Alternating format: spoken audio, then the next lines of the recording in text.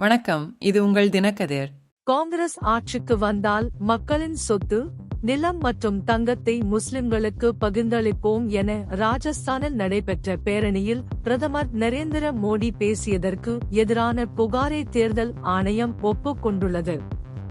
பிரதமரின் கருத்துக்கு எதிராக அளிக்கப்பட்ட புகாரை தற்போது ஆய்வு செய்து வருவதாக தேர்தல் ஆணையத்தின் வட்டாரங்கள் தெரிவித்துள்ளன.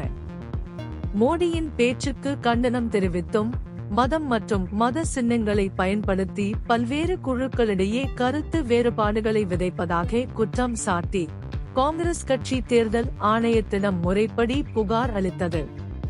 அரசியல் அந்தஸ்தை பொருட்படுத்தாமல் இதுபோன்ற பிளவுபடுத்தும் பேச்சுகளில் ஈடுபடும் வேட்பாளர்களை தகுதி நீக்கம் செய்வது உள்ளிட்ட கடுமையான நடவடிக்கைகளின் அவசியத்தை அவர்கள் வலியுறுத்தினர். மேலும் மார்க்சிஸ்ட் கம்யூனிஸ்ட் கட்சியின் பொதுச் செயலாளர் சீதாராம் யெச்சூரி பிரதமர் மோடியின் எரிச்சலூட்டும் கருத்துக்களுக்காக தேர்தல் ஆணையம் நடவடிக்கை எடுக்க வேண்டும் என்று வலியுறுத்தினார்.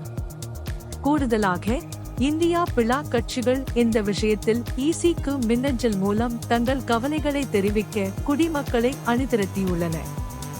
அதிகரித்து வரும் அழுத்தம் இருந்த போதிலும் தேர்தல் ஆணையம் திங்கட்கிழமை வரை இந்த பிரச்சனையில் கருத்து தெரிவிக்கவில்லை.